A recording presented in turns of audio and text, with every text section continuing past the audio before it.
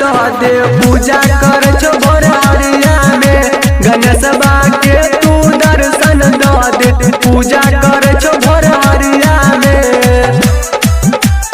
पूजा कर छो भोर हरिया में पूजा कर छो भोर हरिया में